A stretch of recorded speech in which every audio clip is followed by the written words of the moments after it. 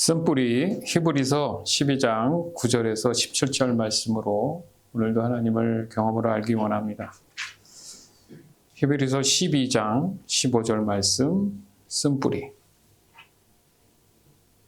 아무도 하나님의 은혜를 놓치지 않도록 주의하시기 바랍니다. 여러분 가운데 쓴뿌리와 같은 사람들이 생겨나지 못하게 하십시오. 그런 사람은 많은 사람을 괴롭히거나 더럽힙니다. 쓴뿌리. 쓴뿌리라고 할 때 쓴에 해당하는 영어의 단어는 비료라는 단어인데 이 단어의 뜻은 쓴, 살을 내는, 견디기 어려운, 괴로운, 쓰라린 그런 뜻입니다. 그러므로 쓴뿌리란 예리한 상처 입음으로 번역할 수 있습니다. 또한 우리 마음속에도 깊이 뿌리 박힐 수 있다. 우리 마음속에 깊이 뿌리 박혀 있는 쓴뿌리는 우리가 과거에 입었던 상처들이 마음속에 쌓여져 있다가 계속적으로 되살아나면서 형성된 미움, 분노, 악한 마음, 쓰디쓴 감정 등을 가리킨다. 우리가 오늘 이 시간 쓴뿌리에 대해서 고민하는 이유는 지금을 살아가는 모든 사람들에게 있어서 그 누구도 피해갈 수 없는 그런 내용이기 때문에 한번 생각해 보기를 원합니다. 도리어 쓴뿌리가 자신의 어떤 감정이나 반응을 무기 삼을 수도 있는 잘못된 그런 결과들도 또한 있어요. 결국 그럴 수밖에 없었다. 내가 그럴 만한 이유 때문에 어렵고 힘들다. 그러니까 너희들도 알아야 된다. 너희들도 똑같이 당해야 된다. 뭐 이런 식이죠. 악순환이죠. 성경은 그렇게 하라고 말씀하시지 않잖아요. 그게 자신의 어떤 무기가 돼서 다른 사람들을 힘들게 한다. 이것은 굉장히 하나님이 보시기에 결코 허락되지 않는 잘못된 악의라고 할 수 있습니다. 악한 의도를 가졌다는 거죠. 중요한 것은 그 사람에 대한 얘기가 아닙니다. 쓴뿌리에 관한 얘기를 하는 거예요. 이해되시죠? 그 사람을 뭐라 하는 게 아니라 쓴뿌리를 얘기하는 거예요. 근데 마치 그 쓴뿌리가 자신인 것처럼 얘기를 하기 때문에 항상 감정이 힘들어하는 거란 얘기죠. 오늘 이 말씀을 통해서 우리는 분리해서 생각을 해볼 필요가 있는 거예요. 즉 쓴뿌리는 몹시 분하고 못마땅히 여기는 그런 의미를 담고 있어요. 또한 쌀쌀맞은 어떤 태도가 남을 업신여기는 결과로 가져오거나 비웃거나 그런 행동으로 상대에 대한 극심한 적대감을 또한 반감을 일으킨다고 합니다. 성경은 이렇게 말씀하시죠. 모든 악독과 노함과 분냄과 떠드는 것과 비방하는 것을 즉 모든 악의와 함께 버리라고 모든 악의와 함께 버리라고 말씀하고 계세요. 더 나아가서는 그러한 쓴뿌리로 인한 결과에 대해 어떻게 해야 할 건지 또한 대처에 대한 방법도 알려주시고 계십니다. 에베소서 4장 30절에서 32절. 하나님의 성령을 슬프게 하지 마십시오. 하나님께서는 마지막 날에 여러분이 구원받을 것을 보증하시기 위해 우리에게 성령을 보내주셨습니다. 원한을 품거나 화내지 마십시오. 가시돋친 말로 다른 사람의 마음을 아프게 하지 마십시오. 친절히 대하고 사랑과 온유함으로 하나님이 그리스도 안에서 여러분을 용서한 것 같이 서로를 용서하십시오. 예, 아까도 그 쓴뿌리에 대한 단어를 약간 설명했지만 이 쓴이라는 이 쓰다라는 이 단어는 화살 같은 날카롭다 이거예요. 그러니까 같은 말인데 다른 사람에게 칼처럼 상처를 입히는 그런 독이 묻어있는 화살과도 같다는 거죠. 그러니까 톡 쏘는 무례하다는 거죠. 그래서 마음속에 격한 그 양심의 차 있다. 이게 어디서 유래가 됐냐면 민수기 5장 18절에 보면 간통한 혐의를 받은 여자가 저주가 되게 할 쓴물 이런 내용이 나오는데 거기서 착안한 것으로 보고 있어요.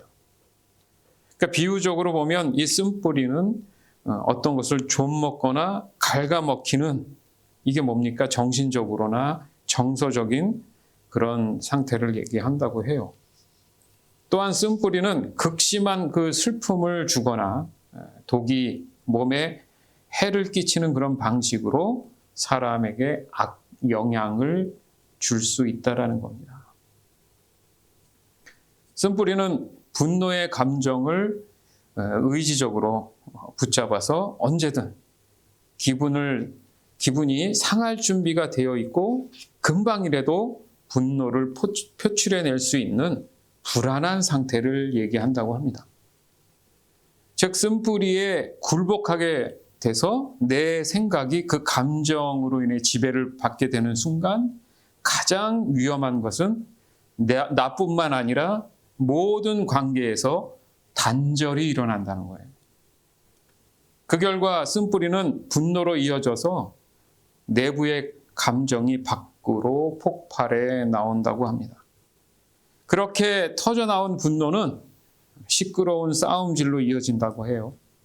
그리고 분노한 사람이 자신에게 몰입되고 자기의 어떤 영역 안에 집중하다 보니까 소란스럽게 자신의 불만을 주변에 있는 사람들에게 자꾸 알리고자 한다는 거죠. 쓴뿌리로 인해 나타나는 또 다른 악은 바로 비방입니다. 비방. 에베소서 4장의 말씀에 보면 비방은 하나님에 대한 신성 모독이나 단순히 사람에 대한 중상 모략을 말하는 것이 아니라 그 이상 분노로부터 뿜어나오는 누군가에게 상처 주기 위한 목적으로 나타내는 모든 말을 뜻한다고 정의하고 있어요. 생각해보면 우리 자신도 이런 모습이 혹시 있나 돌아볼 수 있겠죠. 그게 보이던 안 보이던 내 스스로는 안단 말이죠. 그러면 쓴뿌리가 있는 거예요. 쓴뿌리가 있는 거예요.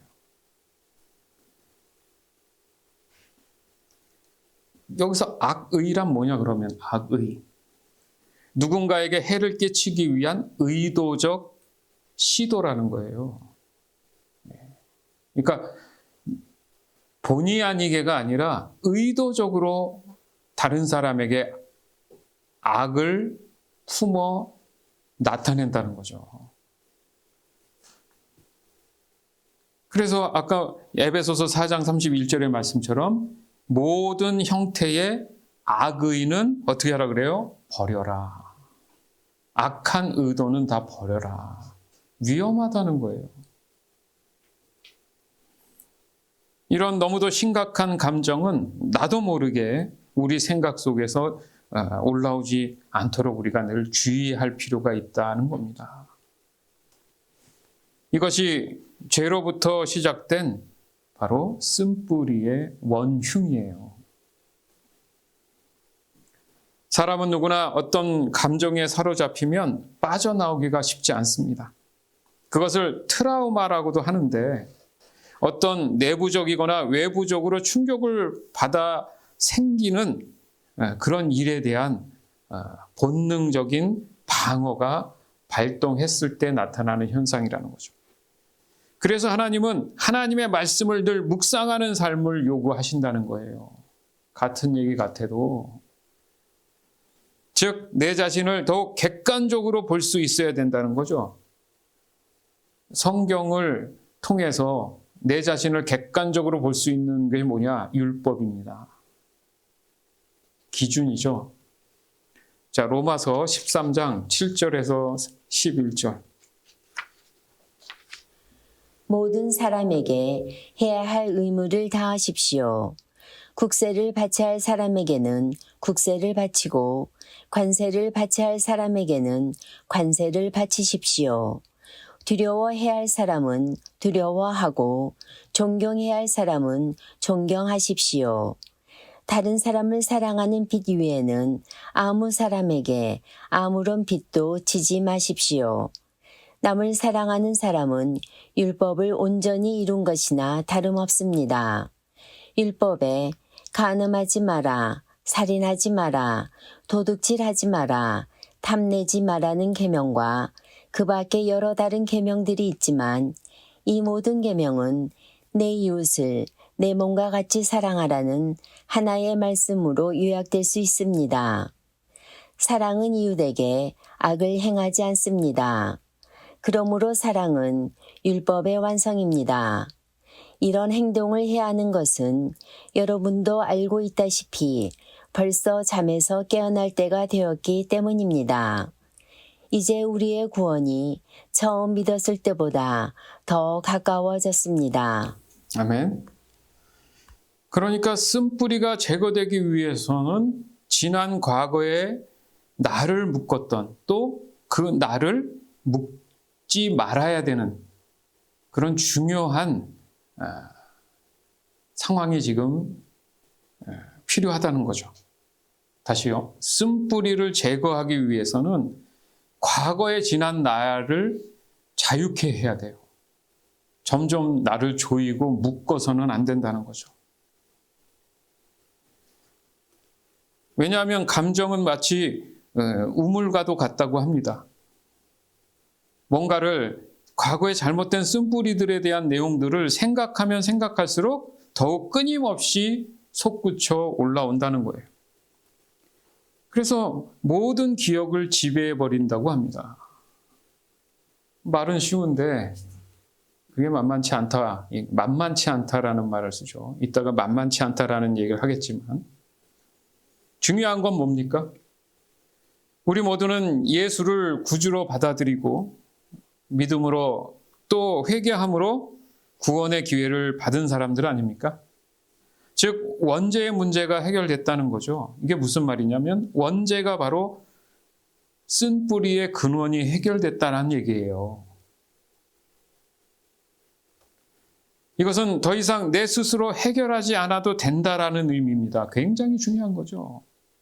그전에는 내 생각에 갇혀서 해답도 없이 살아왔는데 그래서 늘 그게 반복을 일으키면서 내 안을 불안해하고 분노를 일으키고 그런 일들이 있었던 과거와는 다르게 우리가 예수 믿고 구원받았다는 의미는 뭐냐면 그런 쓴뿌리를 더 이상 내 스스로 해결하지 않아도 되는구나 라는 소망을 갖게 됐다라는 거죠.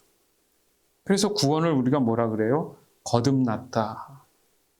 거듭난 삶을 이제 살아가게 되었다 이렇게 표현하죠. 문제는 여전히 지난 과거의 옛사람을 끌어온다는 거예요. 끊지 못한다는 거예요. 이것이 바로 사탄이 구원받은 사람을 실족시키는 가장 흔한 방법입니다.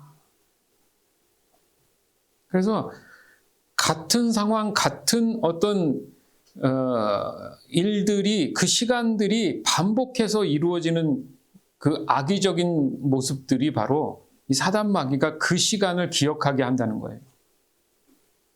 그래서 똑같은 조건이 일어나면 똑같이 한다는 거죠.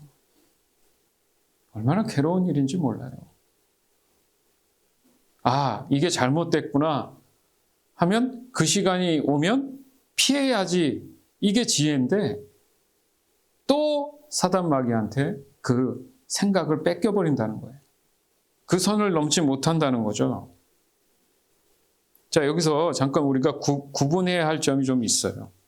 이 쓴뿌리에 대한 어떤 사회적 고민은 이미 많은 시간 연구돼 왔습니다. 교회 교육이나 교회에서 얘기하는 그런 우리가 일반적인 이런 고민들을 사회 인문학이나 이런 사회과학에서는 정말 많이 고민하고 연구하고 그죠? 발달이 돼 있잖아요. 그러니까 오직 그들은 인간은 누구인가에 대한 고민으로 계속 연구해 왔지만 교회는 그냥 어떻게 보면 보이지 않는 믿음에 대한 부분을 강조하다 보니까 그런 부분에 대해서는 굉장히 더뎠죠. 그것도 신령하고 신실하다는 이유로, 거룩하다는 이유로 세상 교육을 등한시하고 무시한 건 사실입니다. 아닙니까? 그렇잖아요.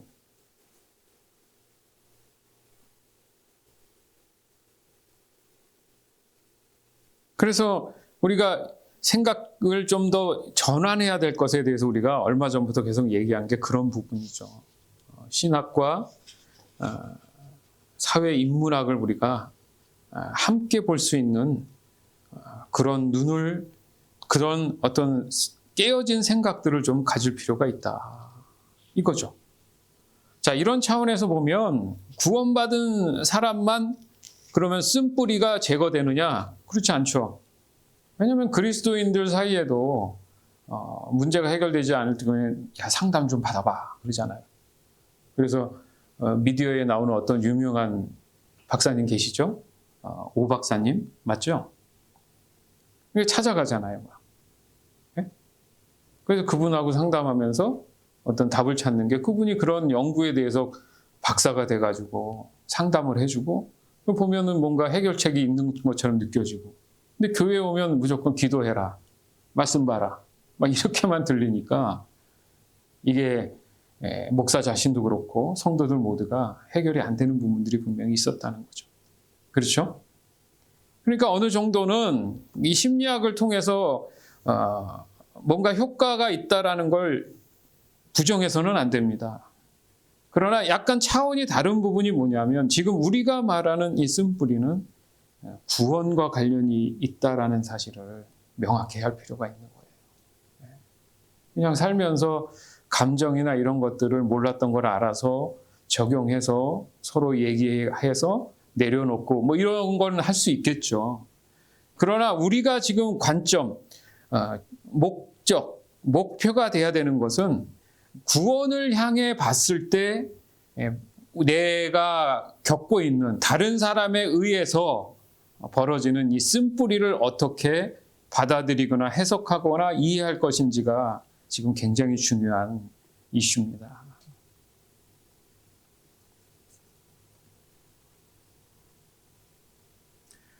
쓴뿌리는 내 자신의 문제로 끝나지 않는다는 게 지금 가장 중요한 문제점이에요. 늘 자신은 피해자라는 것을 강조하기 때문에 그 원망과 분노가 다른 사람에게 표출되면서 항상 문제가 발생하게 되죠. 죄송한 얘기인데 그래서 쓴뿌리는 죄입니다. 죄를 자랑해서는 안 되겠죠.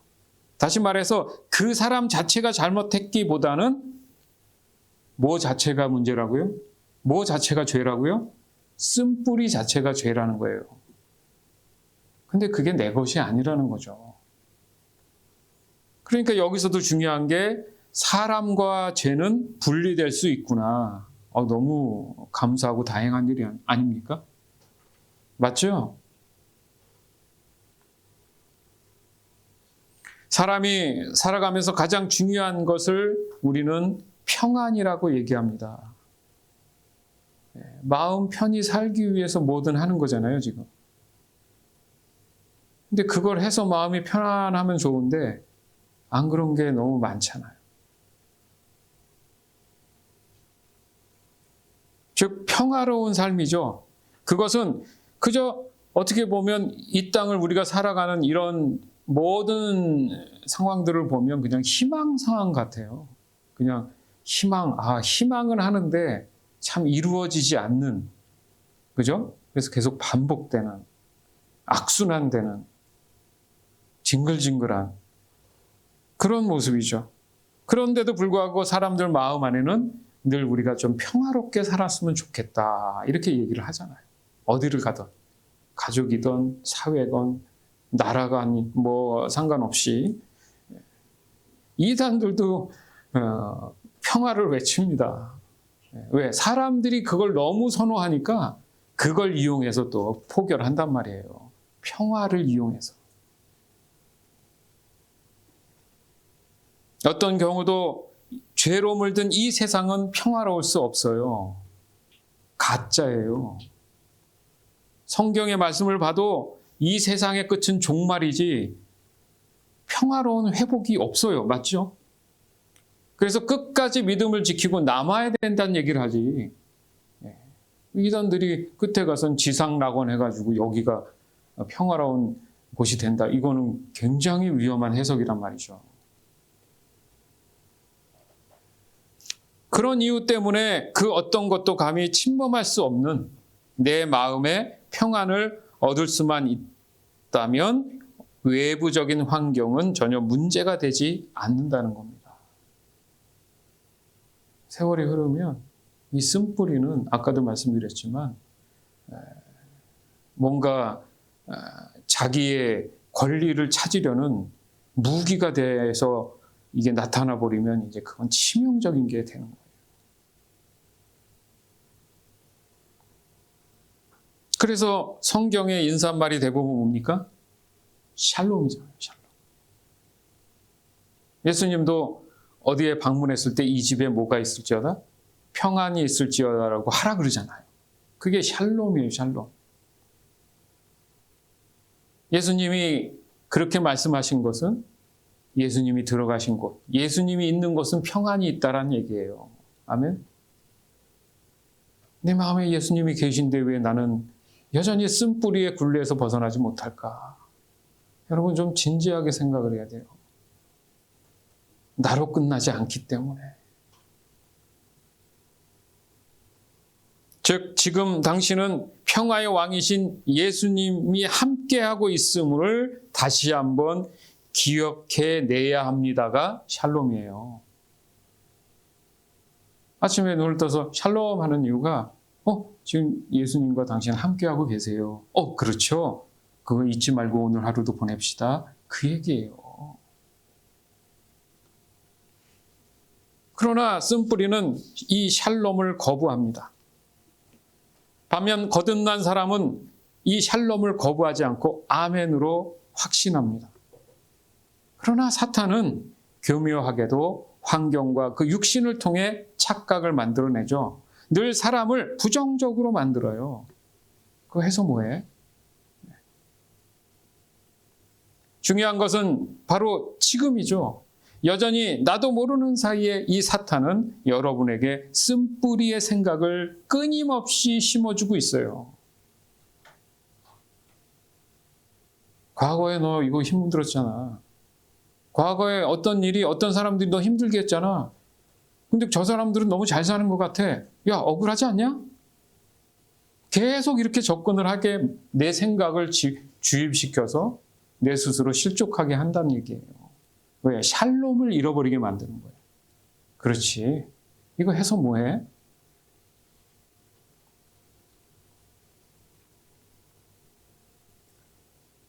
여러분, 아까 함께 나눈 말씀 중에 사랑이 율법의 완성이다. 아까 제가 삶에 있어서 우리가 기준이 되는 그 말씀들을 우리가 지켜내는 일을 해야 한다. 이렇게 얘기했듯이 그 결과가 뭐라고요?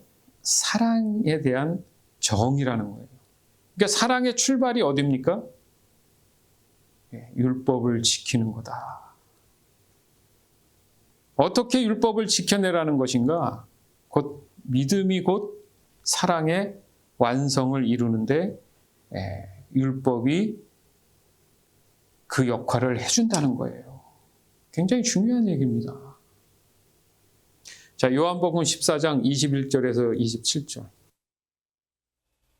내 계명을 가지고 그것을 지키는 사람이 나를 사랑하는 사람이다. 그리고 나를 사랑하는 사람은 내 아버지께 사랑을 받고 나도 그를 사랑하여 그에게 나를 나타낼 것이다. 그때 가룟 사람이 아닌 다른 유다가 예수님께 말했습니다. 주님께서 자신을 우리에게는 나타내시고 세상에는 나타내지 않으시는 이유는 무엇입니까? 예수님께서 대답하셨습니다. 나를 사랑하는 사람이라면 나의 교훈을 지킬 것이다. 내 아버지께서 그를 사랑하실 것이고 우리가 그 사람에게 와서 함께 있을 것이다. 나를 사랑하지 않는 사람은 내 교훈을 지키지 않는다. 너희가 듣는 이 교훈은 내 것이 아니고 나를 보내신 아버지의 교훈이다. 이 모든 것을 내가 너희와 함께 있는 동안에 너희에게 말하였다. 그러나 내 아버지께서 나의 이름으로 보내실 진리의 성령이신 보혜사께서 너희에게 모든 것을 가르치시며 내가 너희에게 말한 모든 것을 생각나게 하실 것이다. 내가 너희에게 평안을 남긴다.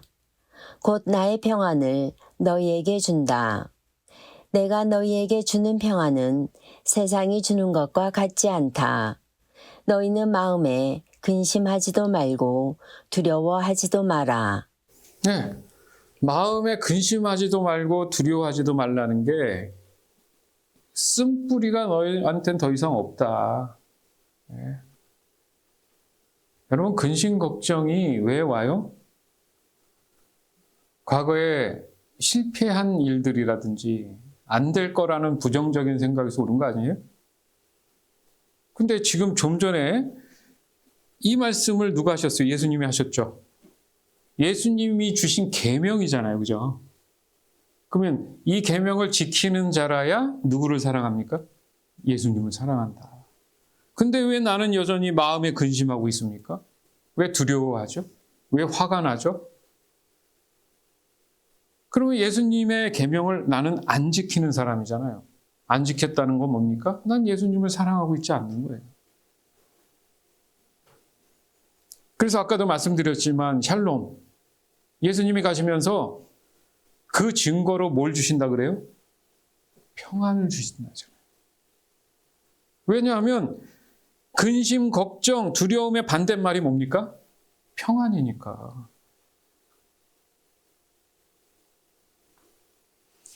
여러분, 쓴뿌리는 지난 과거에 대한 집착이에요. 그러니까 지난 과거에 머물게 하는 거예요, 그 사람을. 그냥 앞으로의 진행이 안 돼요. 그죠? 앞으로 해야 할 일이 많은데 진행이 안 돼요. 어디에 지금 내가 발목이 잡혀서? 과거에. 그래서 서두에도 말씀드렸지만 과거에 나를 묵지 마라. 과거에 나는 내가 아니라는 거예요, 이제. 근데 자꾸 누가 생각나게 해요? 사단 마귀가 자꾸 과거의 나를 생각나게 하는 거예요. 그 분노가 치밀죠. 화가 나죠. 결국 어그러지는 거죠. 뭐가요? 믿음이. 그러면 그날은 사단 마귀 단체에서 축하 파티가 일어나는 겁니다. 야, 또 한 사람 우리가 보냈다. 야, 오늘 우리 거하게 한잔 하자. 그래서 말씀에 있죠. 우는 사자와 같이 실족할 믿는 자들을 거리에서 찾아 헤매고 있다고.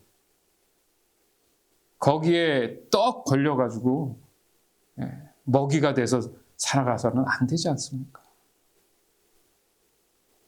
여러분, 쓴뿌리가 지난 과거의 집착이다. 그것이 문제고 잘못된 것이라고 지금 말씀하는 게 사실은 아니고요. 그러니까 여러분 스스로의 과거에 대한 그 자신에 대한 얘기가 아니라는 걸 자꾸 여러분 생각해내야 돼요. 여러분과 쓴뿌리는 분리되어 있어요. 아멘? 반드시 기억하세요. 그게 내가 아니라니까요. 그래서 벌써 해결했죠. 맞죠? 즉 이제는 혼자가 아니기 때문에, 그리고 그 모든 과거에 대한 그런 문제는 치유받았기 때문에 이제는 평안한 삶을 제공받는 그런 시간을 내가 누리고 있는 것이 중요한 거예요. 저도 어느 순간부터는 매 순간의 삶이 웃을 수는 없잖아요. 화도 나고 소리 지를 수도 있고, 그런데 어느 순간부터는 그 마음 깊은 데서 빼앗기지 않는 것은 존재하더라는 거죠. 여러분, 그럴 필요가 있는 거예요. 예수님도 잘못된 성전 앞에서 거기에 장사라고 막 이랬던 때 예수님이 화가 나셔가지고 다 데리고 엎으셨잖아요. 예수님이 저런 성격도 있네? 예? 예를 들은 거예요, 그냥. 그러니까 우리의 육신의 몸 안에는 그런 죄성에 대한 DNA들이 존재해요. 그걸 억지로 안 하려고 그러면 이제 율법주의자가 되는 거예요. 겉하고 속이 다른. 그걸 받아들이지만 어떻게 그것을 내가 자제하면서 살아갈 수 있을까? 그랬다 할지라도 성경 말씀대로 해가 지기 전에 그것을 해결할 수 있을까? 맞죠? 내일 일은 또 내일에게 맡기라고 한 말씀처럼. 그게 그리스도인들이 세상을, 죄를 이겨내는 방법이라는 거예요. 매일 묵상하고 경건의 삶을 몸부림쳐야 되는 이유가 언제 내가 그렇게 쓴뿌리가 올라올지 모르기 때문에. 여러분, 사라진다고 생각하지 마세요, 쓴뿌리는. 내게 아니기 때문에 얘네들은 막 돌아다녀요. 암처럼. 이해되십니까? 그러다 어떤 비슷한 환경과 어떤 트라우마죠, 그게. 어떤 정황과 상황이 생기면 사람들이 갑자기 막 위축되잖아요. 기억이 나고 막 떠오르니까. 그럴 때 이제 이 말씀을 기억하라는 거죠. 이제 더 이상 나는 내가 해결할 문제가 아니고 예수님이 계시니까 이 평안이 너희를 다스릴 것이다. 이렇게 자꾸 곱씹으면서 하면 말도 예쁘게 나오고 차분해질 수 있는 거예요. 이해 못하고 용서 못할 일이 없는 거예요. 그렇다고 해서 죄를 끌어안아서 용서하라는 얘기가 아닙니다. 또 자기식으로 해석하면 안 돼요. 하나님은 죄를 짓지 말라고 한 거지. 그죠? 죄까지도 사랑하신다는 얘기를 하는 게 아니잖아요, 지금.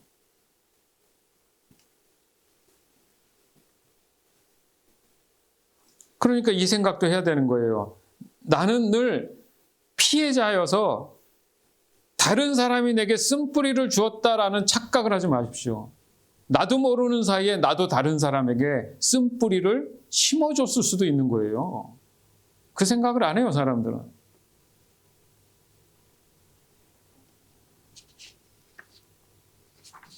사람이 어떤 문제를 해결함에 있어서 만만치 않네라는 말을 잘합니다. 그것이 바로 쓴뿌리가 더 이상은 내 문제가 아니라는 그 깨달음을 깨닫지 못했기 때문에 그런 거예요. 즉 문제가 사라진 것은 아니지만 그 문제를 대면하는 방법을 알게 되었다라는 걸 깨닫지 못하는 거죠. 아까도 우리가 대처법에 대한 말씀을 우리가 함께 나눴잖아요. 그 이유가 어디 있냐면 여전히 익숙해져 있는 옛 습관을 버리지 못해서예요. 그 습관이라는 게 몸에서도 기억하지만 내 마음 안에 내 생각 안에서도 끊임없이 맴돌고 있기 때문에 어느 순간 그걸 끄집어내는 나를 발견하게 된다는 거죠.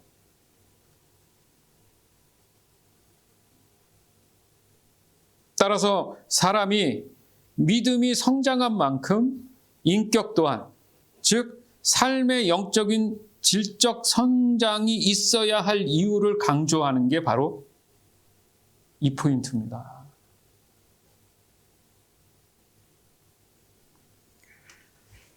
믿음은 성장해 나가야 돼요. 얄팍한 조금 아는 걸로 되지 않습니다. 우리는 성경을 볼 때 실수하는 한 가지가 있어요. 내가 무언가를 해내야 된다는 조바심이 있습니다. 그래서 만만치 않다는 말을 하는 거예요. 내가 뭐라고 그것을 해결하려고 합니까? 착각이죠. 그러나 늘 놓치는 것이 뭐예요? 예수님의 이름으로 해야 한다는 것. 항상 예수님의 이름으로 가능하다는 것. 골로새서 3장 12절에서 17절. 여러분은 하나님의 선택을 받아 그분의 거룩한 백성이 되었습니다.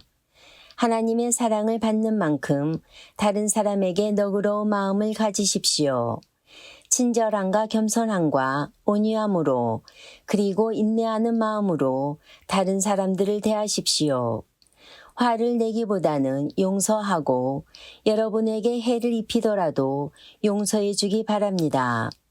우리 주께서 우리를 용서하신 것 같이 우리도 다른 사람을 용서해 줘야 하지 않겠습니까? 이 모든 일을 하되 무엇보다도 서로를 사랑하는 것이 중요합니다. 사랑은 모두를 완전하게 묶어주는 띠입니다. 그리스도께 받은 평화로 여러분 마음을 다스리십시오. 여러분은 평화를 위해 부름을 받아 한 몸이 된 것입니다. 항상 감사하는 생활을 하십시오. 그리스도의 말씀으로 여러분의 삶을 풍성히 채우십시오. 주신 지혜로 서로를 가르치고 세워주기 바랍니다. 시와 찬양과 신령한 노래로서 감사한 마음을 하나님께 아뢰십시오. 여러분은 모든 말과 행동을 우리 주 예수님을 위해 하는 것처럼 해야 합니다. 하나님 아버지께 이 모든 것으로 말미암아 감사를 드리기 바랍니다. 아멘. 여기 중요한 말씀 있죠. 모든 말과 행동을 우리 주 예수님을 위해 하는 것처럼 해야 된다. 내가 예수님이 계신데 막 욕하고 화내고 그러지는 않을 거 아니에요, 그죠? 그러면 사람들을 대하는데 용서한다. 이게 무슨 말이냐면 이 말씀을 묵상해 보면 그 사람들을 판단하는 것은 내가 아니라 누구라고요? 하나님의 법이라는 거예요. 그 뜻입니다. 무슨 말이냐면 내가 온전하고 완전하지 않기 때문에 쓴뿌리가 또 일어날 것을 주의하라는 뜻이에요, 이게. 이해되시죠? 그래서 14절에도 그냥 사랑하는 게 아니라 서로라는 말을 한단 말이죠. 서로. 지난주인가 지지난주 말씀 나눴죠. 이 서로라는 원어는 뭡니까? 먼저 하라는 거죠. 먼저.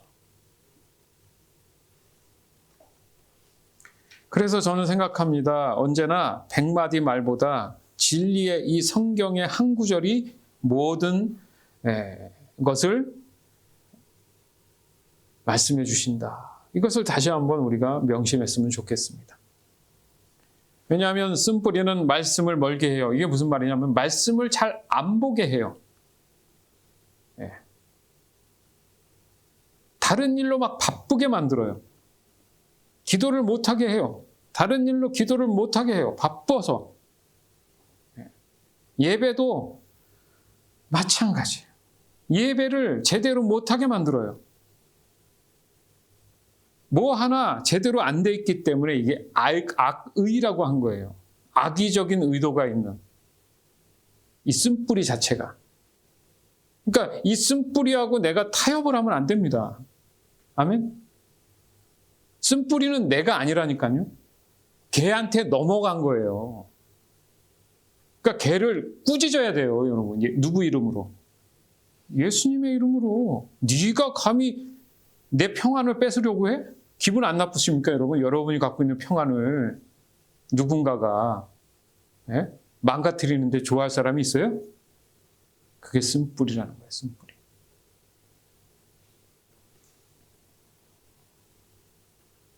말씀을 사랑하지 않아요. 즉 말씀으로 기도하는 예배자의 삶을 누리지 못하게 한다는 거죠. 결국 쓴뿌리의 시작은 자신의 환경에서 온다고 하더라도 그 쓴뿌리에서 자유할 수 있는 것은 바로 말씀밖에 없다. 그 말씀에 순종할 수 있을 때 나는 하나님, 예수님을 사랑할 수 있게 된다. 참 어찌 보면 이 간단한 문제를 우리의 어리석은 이 쓴뿌리로 인해서 너무도 멀리 오랜 시간 돌아서 깨닫는 경우가 많죠. 그게 바로 이스라엘 백성들이 40년 광야 생활을 한 거예요. 몇 달이면 갈 곳을 그러니까 결국 들어가지도 못하고 쓴뿌리 때문에. 그래서 맨날 하나님께 화냈잖아요. 맨날 모세한테 화냈잖아요. 맞죠? 자기네끼리 막 싸우고 불안하니까.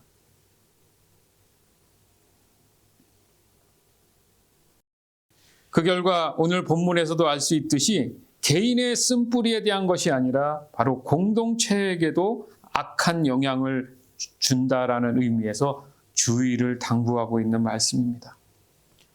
그렇게 보면 쓴뿌리의 가장 큰 특징은 뭐냐면 영적인 귀를 막게 해요. 그래서 그 누가 말을 해도 듣지 않습니다. 무슨 말입니까? 특히 진리를 듣는 걸 거부해요. 자기 합리화를 해야 되니까. 히브리서 12장 9절에서 11절. 우리는 이 땅에서 모두 육체의 아버지가 있습니다. 그 아버지가 우리를 훈계한다 해도 공경하는데 하물며 영의 아버지의 훈계를 받아들여야 하는 것은 말할 필요도 없지 않습니까?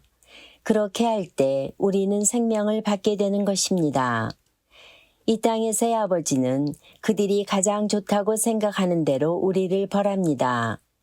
그러나 하나님께서는 우리가 그분의 거룩하심을 닮게 하기 위해 벌하십니다. 훈계를 받는 바로 그때에는 즐거움이 없고 고통스럽습니다. 그러나 후에 그 훈계 때문에 더 나은 사람이 된다면 우리에게 평안이 있을 것입니다. 왜냐하면 우리가 올바른 길 안에서 살아가게 되었기 때문입니다. 아멘. 자, 뭘 찾아요 또? 평안을 찾잖아요. 그러니까 사람에게 가장 중요한 건 뭡니까? 평안이에요. 내게 있는 평안을 너희에게 준다. 예수님이 나와 함께 하신다는 뜻이잖아요. 그거 잃어버린 거예요. 그래서 벌을 준다는 거, 훈계란다는 것은 하나님의 말씀이, 율법이 그걸 얘기해 주는 거예요. 너 그거 잘못됐어, 안 돼, 그렇게 하면. 근데 그걸 받아들이고, 그렇구나. 지금은 힘들고 어렵지만, 그래, 내가 당연히 그렇게 해서는 안 되겠구나 하는 이유가 마지막에 왜냐하면 우리가 올바른 길 안에서 살아가게 되기 때문입니다. 사람이 사람답게 살아가는 길이라는 거죠. 사람이 사람답게 가는 길. 그 길을 우리가 알 수만 있다면 맨날 사람들이 하는 얘기잖아요. 어떻게 하면 사람답게 살 수 있을까? 세상엔 답이 없잖아요. 가장 이상적인 삶이 사람답게 사는 거잖아요. 적어도 여기에 있는 저와 여러분 모두는 그 길이 어떤 길인지 모른다고 하지 맙시다. 그죠? 그 길의 인도자는 누굽니까? 예수 그리스도시죠. 길이요, 진리요, 생명이시니까. 그럼 다시 반복된 말이기는 하지만 율법을 지키는 자라야 예수님을 사랑하는 것이라고 한 만큼 바로 우리가 성경에 쓰여진 계명들의 내용들이 곧 사람이 살아가는데 사람답게 사는 진리의 길이 되는구나 믿으시길 바라요. 적용하길 바라요. 좀만 참으세요. 인내하세요. 이해해 주세요. 배려하세요. 그러나 나 혼자만 하는 게 아니라 서로 해야죠. 먼저 해야죠. 이게 잘못이면 돌아서고 잘했으면 칭찬하고. 사람이 가장 많이 하는 실수, 죄의 대부분은 도덕적인 것과 윤리적인 거예요. 맞죠? 그 모든 진리도 성경에는 자세히 율법으로 지정하고 있습니다. 그럼 답은 간단하죠. 그 율법에 따라 적용하며 살아가면 되는 겁니다. 근데 그게 하기 싫은 거예요. 왜? 내 마음 내 뜻대로 하고 싶다는 거죠. 위험한 거죠. 이전에 쓴뿌리가 있던 없던 구원에 대한 천국 소망으로 살아가기를 원한다면 어떤 자신의 합리화도 허용되지 않는다는 사실을 확실하게 못 박을 필요가 있어요. 신앙은 두리뭉실하면 안 돼요. 이랬다 저랬다 하면 안 돼요. 그것이 우리의 일상에서 매 순간 일어나는 쓴뿌리로 인한 죄로부터 내 자신을 지켜낼 수 있는 유일한 방법이라는 사실을 다시 한번 믿음으로 고백하고 단호하게 결단을 내리고 순종해 나가는 것이 바로 영원히 건너지 못할 지옥불에 떨어지지 않는 지혜를 얻는 삶이에요. 아멘? 히브리서 12장 12절에서 17절. 여러분은 피곤한 손과 연약한 무릎을 강하게 하여 일어나십시오. 올바른 길을 가십시오. 그러면 다리 저는 사람이 절뚝거리지 않고 고침을 받게 될 것입니다. 모든 사람과 사이좋게 지내며 거룩하게 사십시오. 만일 삶이 거룩하지 못하다면 결코 주님을 만나지 못할 것입니다. 아무도 하나님의 은혜를 놓치지 않도록 주의하시기 바랍니다. 여러분 가운데 쓴뿌리와 같은 사람들이 생겨나지 못하게 하십시오. 그런 사람은 많은 사람을 괴롭히거나 더럽힙니다. 성적인 죄를 범하지 말며 에서처럼 하나님을 생각지 않는 사람이 없도록 하십시오. 에서는 맏아들로서 아버지의 모든 것을 다 받을 수 있었지만 한 그릇에 먹을 것을 위하여 맏아들의 특권을 팔고 말았습니다. 여러분도 알다시피 에서는 그 후에 아버지의 축복을 받기 위해 울면서 부탁했지만 거절당했으며 회개할 기회를 얻지 못했습니다. 네, 말씀에 이렇게 있듯이 우리의 어떤 살아오는 형태는 다양하기도 하지만 공통적인 게 굉장히 많아요. 거기서 거기란 얘기죠. 맞죠? 고민도 거기서 거기고 사람 사는 그런 세상에 모든 사람들이 고민하는 것들은 특별하지 않습니다. 그럼에도 불구하고 성경은 계속 우리가 말씀을 읽어봤지만은 옳은 길로 가라고 그러잖아요. 그렇죠? 바른 길로 가야 된다. 사람답게 사는 길로 가야 된다. 여러분, 모든 사람과 함께 사이좋게 지내는 게 쉬운 일입니까? 왜? 나만 사이좋게 지낸다고 되는 게 아니라 서로 돼야 되니까. 그러기 위해서 어떻게 해야 돼요? 그 관계에 대해서 내가 조금 물러날 것도 있어야 되는 거잖아요. 맞죠? 내가 뻣뻣해가지고 그건 아닌 것 같아, 저것도 아닌 것 같아 하면 관계가 안 되죠. 서로 사이좋게 되겠어요? 성경은 그 말씀을 하시는 거예요. 안다. 쟤 많이 부족해. 그렇다고 쟤 모든 것을 옹호하라는 건 아니지만 굳이 그렇게 해서 불편한 사이로 지낼 필요도 없지 않냐, 뭐 이런 얘기도 있겠죠. 그렇지만 상대인 그 사람 또한 이 사실을 깨닫고 나에게 배려를 해주는구나. 그럼 내가 또 뭐가 잘못됐지 돌아보기도 하고 이래야 사이가 좋은 거지. 일방적일 수는 없다는 거예요. 이게 그래서 복잡한 건데 그럼에도 불구하고 이렇게 해야 할 이유가 뭡니까? 거룩하지 못하면 결코 누구를 만나지 못하기 때문에. 이거 구원의 문제라고 아까 말씀드렸잖아요. 이건 반드시 그러면 해야 되는 거예요. 이렇게요. 상대방을 속상하게 만들거나 힘들게 만들어서는 안 된다는 거죠. 그렇게 되면 결국 무슨 말입니까? 15절에 보니까 아무도 하나님의 은혜를 놓치지 않도록 주의하십시오. 중요한 말이에요. 여러분 사는데 하나님의 은혜가 없으면 어떻게 삽니까, 우리가? 맞죠? 그러면 그 원인과 이유가 분명히 여기 나와 있잖아요. 그러면 지켜내야 되는 거예요. 무슨 일이 있어도. 그러면서 나오는 게 왜 이 얘기를 했느냐면 15절에 보니까 여러분 가운데에 쓴뿌리와 같은 사람이 있다라는 거예요. 그래서 생겨나지 못하도록 하라는 거죠, 사실은. 왜요? 그 사람 때문에 많은 사람이 어떻게 돼요? 괴롭게 되고 더럽혀집니다.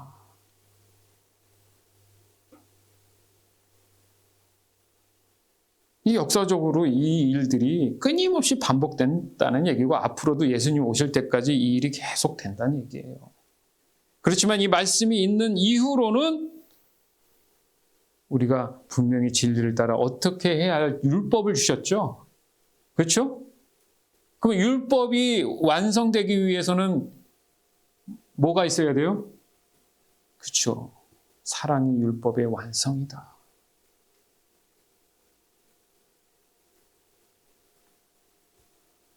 거기에 이제 해필이면 16절에 보니까 성적인 죄를 범하지 말라는 얘기가 먼저 나와요. 이게 왜 그러냐면 여러분, 가장 인간에게 있어서 가장 자기 컨트롤이 안 되는 부분이라고 합니다. 예? 그래서 범죄자들 보면 성범죄자들 보면은 자기 한 번의 유익을 위해서 그 사람을 막 죽이잖아요. 맞죠? 목숨을 빼앗을 정도로 심각한 문제거든요. 그러면서 에서 얘기를 하면서 내용이 나오죠. 주 안에서 사랑하는 여러분, 그 누구도 어떤 경우도 모든 사람은 죄로부터 태어났습니다. 그리고 불완전한 삶으로 살아가는 것은 죄의 결과 때문이에요. 따라서 쓴뿌리가 없는 사람은 존재하지 않습니다. 나만 쓴뿌리가 있는 게 아니라는 거예요. 그리고 사라지는 것 또한 아닙니다. 저도 할 말이 많아요, 쓴뿌리 하면. 예. 그러면 한두 끝도 없는 거죠. 왜요? 쓴뿌리가 없는 사람이 존재하지 않는 이유, 사라지지 않는 이유는 사람에게 기억이라는 게 있기 때문에 그래요. 이 기억이란 장치 때문에 그렇습니다. 그러나 반대로 우리가 구원받았다는 의미에서 예수 그리스도 또한 기억할 수 있잖아요. 그 좋은 기억, 감사한 기억을 내가 바꿔야죠. 왜 아픈 상처의 기억을 자꾸 떠올려서 평안한 자유함이 있는 기억을 묻어버리냐고요. 예수 그리스도의 평안한 그 사랑의 기억으로 과거의 쓴뿌리를 여러분 덮으시길 바랍니다.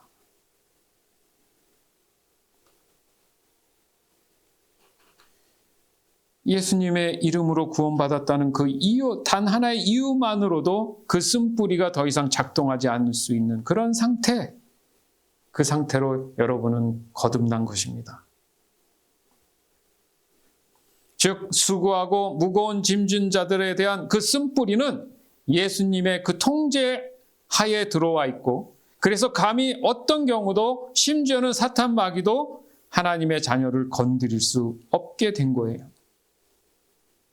여러분, 세상에서의 성공은 바람에 날아가는 먼지와도 같다고 합니다. 왜요? 내가 세상의 주인이 아니라는 얘기죠. 다 놓고 간다는 얘기죠. 잘 썼습니다 하고 간다는 거예요. 맞죠? 왜 이 얘기를 합니까? 가장 우리가 평안을 찾을 수 있는 방법에 대해서, 그 길에 대해서, 진리에 대해서 우리가 명확히 또렷이 알고 가야 된다는 얘기죠. 그것을 방해하는 게 뭐라고요? 쓴뿌리라는 사실을 명심하시기 바랍니다. 이 진리를 깨달을 수만 있다면 말씀을 따라 살아가는 삶이 얼마나 소중하고 어이구 천만다행이다 라면서 가슴을 쓸어내릴 수 있는 겁니다. 너무 감사. 그래서 오늘 말씀에도 감사라는 얘기가, 아이고 내가 이 진리를 아는 게 얼마나 감사한데, 그래 내가 좀 더 이해하자, 받아들이자. 나만 이해하고 받아들이려 하면 안 되죠. 서로가 무엇이 잘못됐는지 깨닫고 원래의 그 올바른 길로 가는 것이 하나님이 원하시는 평안한 자유한 길이라는 겁니다. 따라서 기회가 있을 때 지금 깨닫는 것이 가장 세월을 아껴 우리가 살아 생전에 바로 쓴뿌리의 그 저주와 굴레에서 벗어나서 마음의 평안과 자유함으로 살아가는 지혜로운 하나님의 자녀된 그런 본분의 자세, 태도가 됨을 이 시간 여러분 믿음으로 담대히 인정하고 고백해서 어떤 경우에도 하나님 말씀을 잘 지켜내는 저와 여러분의 진정한 참 인생이 되기를 주 예수 그리스도 이름으로 간절히 축원합니다. 아멘.